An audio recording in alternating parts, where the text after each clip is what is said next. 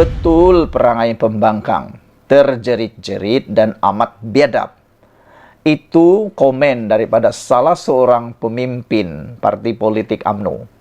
Beliau terkejut dengan tindakan ahli parlimen pembangkang yang telah pun dianggap oleh beliau sebagai biadab, perangai teruk dan tidak beradab.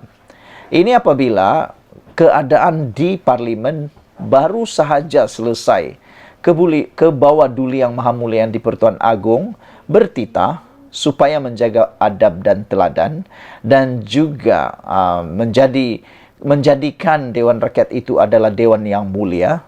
Mereka sudah ambil pusing ataupun sudah buat hal. Kemarin kita dikejutkan dengan tindakan ahli parlimen daripada pembangkang keluar Dewan. Belum apa-apa, baru sehari. Bayangkan kalau sudah 20 hari, apa lagi yang boleh berlaku. Baru sehari mereka sudah bertindak keluar Dewan. Ahli Majlis Kerja Tertinggi UMNO Datuk Dr. Muhammad Puad Zarkasi menyifatkan pembangkang masih dengan budaya lapuk mereka seperti terjerit-jerit ketika sidang Dewan Rakyat berlangsung. Semalam, ahli parlimen Brok Pembangkang bertindak keluar Dewan selepas tidak berpuas hati kerana mendakwa Perdana Menteri Datuk Seri Anwar Ibrahim tidak mematuhi peraturan mesyuarat. Susulan kejadian itu, Puad berkata tindakan pembangkang adalah sesuatu yang biadab. Ketika Perdana Menteri baru memulakan ucapan menjunjung kasih kepada Yang di-Pertuan Agong Malaysia yang ke-16, Al-Sultan Abdullah Riayatuddin Al-Mustafa Bilal Shah. Memang teruk, pembangkang, kata beliau. Amat biadab keluar Dewan ketika Perdana Menteri ke-10 baru mula ucapan menjunjung kasih kepada Kebawah Duli Yang Maha Mulia Yang di-Pertuan Agong ke-16. Pembangkang macam tidak boleh dinasihati. Titah perasmian Yang di-Pertuan Agong, Tuanku Sultan Ibrahim cukup jelas, kata Puad. Tidak masuk akal. Penggubal undang-undang tidak ikut peraturan. Ucapan menjunjung kasih pun jadi kecoh, katanya dalam satu hantaran di Facebook hari ini. Protes oleh ahli parlimen pembangkang itu dibuat. Susulan Yang di-Pertua Dewan Rakyat Tan Sri Johari Abdul membenarkan Anwar yang juga ahli parlimen Tambun untuk menyampaikan penerangan menteri berkaitan ucapan tahniah dan ikrar taat setia kepada Yang di-Pertuan Agong Sultan Ibrahim dan ucapan terima kasih kepada Sultan Pahang Al-Sultan Abdullah. Menurut Ketua Pembangkang Datuk Seri Hamzah Zainuddin, tindakan Anwar memberikan penerangan tersebut di tengah-tengah sesi perbahasan titah diraja adalah menyalahgunakan sokongan majoriti yang dimiliki oleh kerajaan.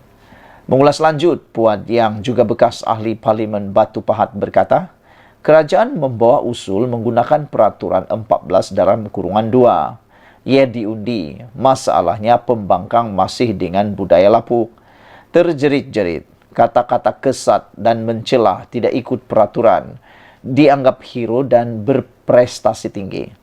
Elok speaker semak balik peraturan mesyuarat 44 dalam kurungan 2.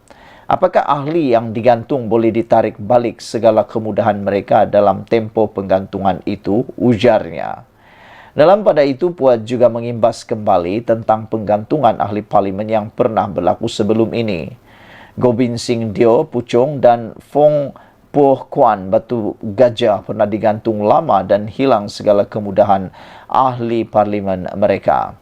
Gobind dapat balik gaji dia atas perintah Mahkamah Persekutuan.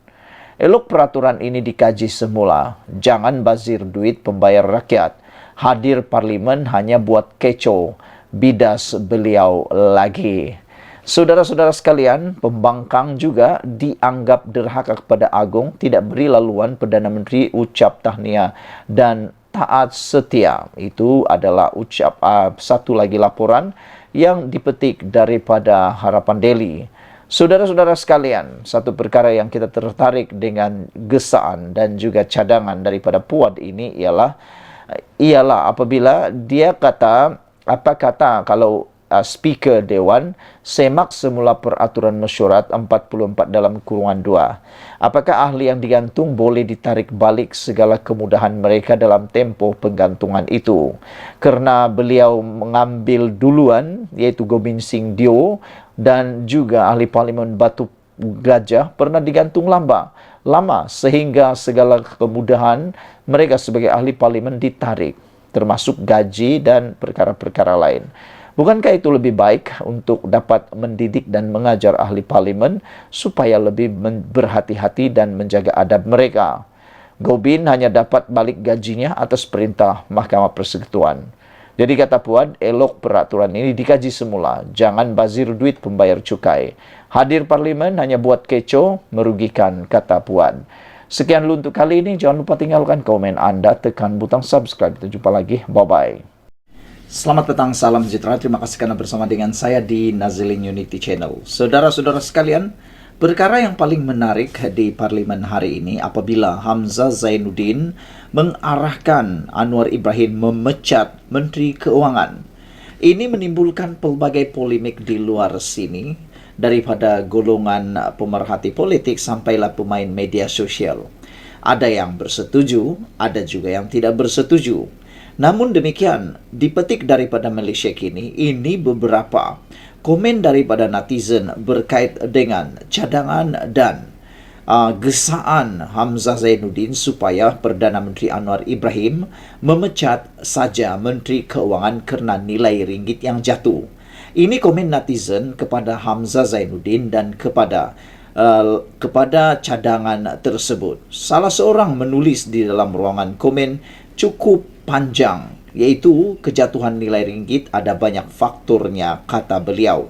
Sebelum saya bacakan apa yang ditulis oleh beliau, salah seorang penulis di ruangan komen Malaysia kini menulis, AKJ kata, selesai dulu kes anak kamu yang telah pun didakwa di mahkamah berkait dengan kes minyak masak.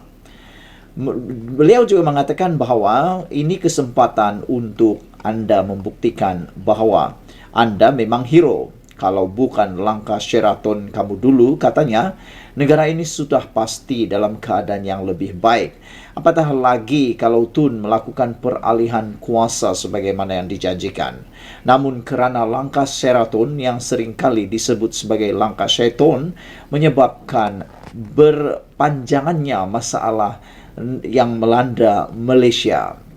Perbuatan tebuk atap dan kemudian buat darurat memanjang merupakan suatu penyalahgunaan kuasa yang diberikan oleh rakyat dan sudah tentu kesannya terhadap keyakinan pelabur berpanjangan.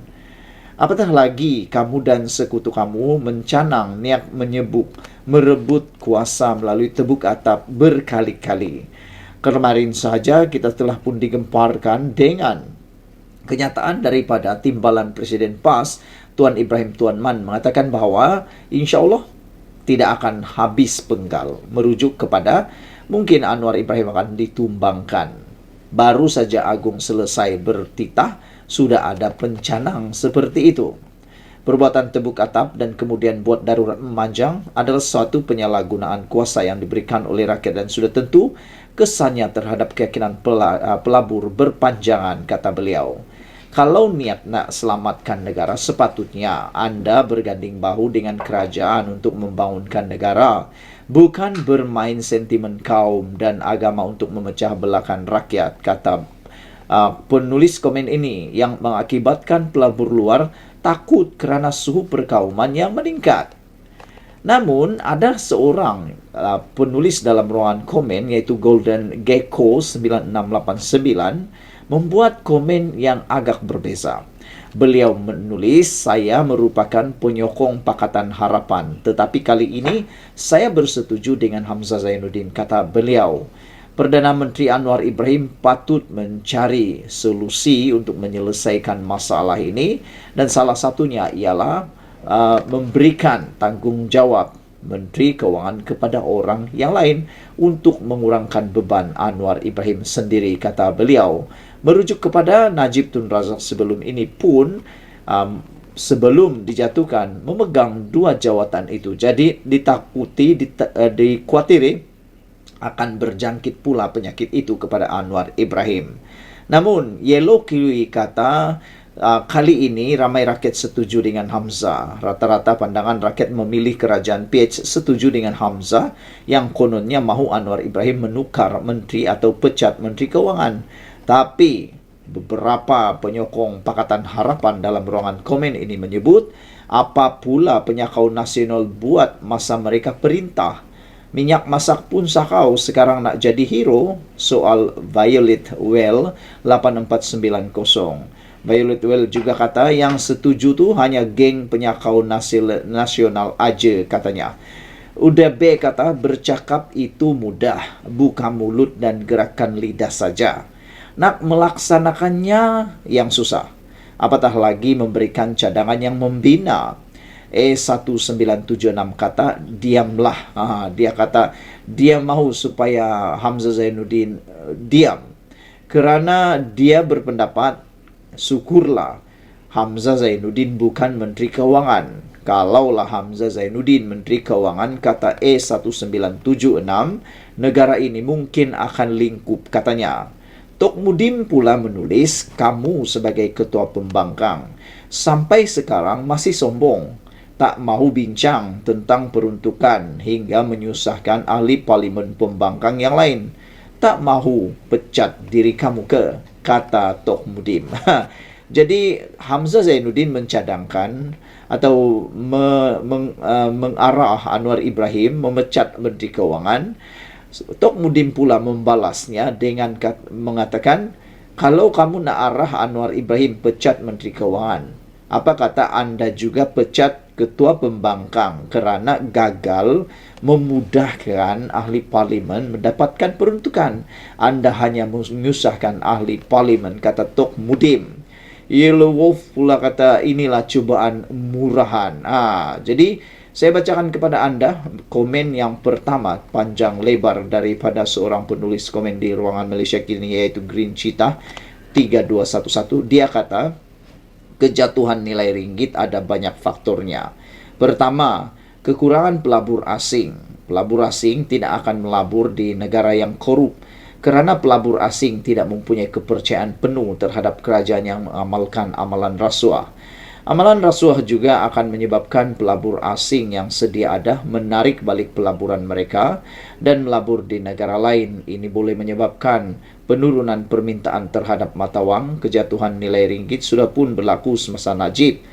Najib memegang jawatan Perdana Menteri kerana Najib ketika itu sudah pun terpalit dengan banyak skandal seperti pembelian kapal selam Skopeni, 1MDB, pembunuhan Al-Tantuya dan sebagainya. Untuk menarik balik kepercayaan pelabur asing, kerajaan sekarang memerlukan masa yang panjang kerana keyakinan memerlukan masa untuk dibina. Kedua, kerajaan yang lemah.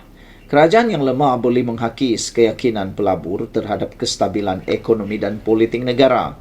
Pelabur mungkin menjadi teragak-agak untuk memegang atau melabur dalam mata wang yang membawa kepada penurunan dan dalam permintaan dan penurunan dalam nilainya. Parti pembangkang hari-hari cakap pasal menjatuhkan kerajaan. Sedikit sebanyak boleh menghakis keyakinan pelabur asing. Kerana ini menggambarkan kerajaan sekarang tidak stabil. Kerajaan yang lemah boleh menjejaskan reputasi negara di persada antarabangsa. Ini boleh menyebabkan kehilangan kepercayaan daripada negara lain dan institusi keuangan antarabangsa yang mungkin mengakibatkan pengurangan sokongan dan kerjasama. Persepsi negatif sebegini boleh menyumbang kepada penurunan dalam kadar mata wang. Keyakinan kepada pelabur asing semakin merudum, khususnya apabila Najib diberikan pengampunan. Pelabur asing mungkin berpendapat Najib akan kembali berkuasa dan mereka tidak mahu mengambil risiko untuk melabur di negara yang dipimpin oleh kleptokrat. Semua orang politik dari kerajaan dan pembangkang perlu bertanggungjawab dan bukannya hanya menuding jari dan salahkan sekumpulan orang. Pembangkang harus berhenti cubaan mereka untuk menjatuhkan kerajaan dan dengar nasihat Sultan. Jadilah pembangkang yang bertanggung jawab sebagai semak dan imbang untuk kerajaan.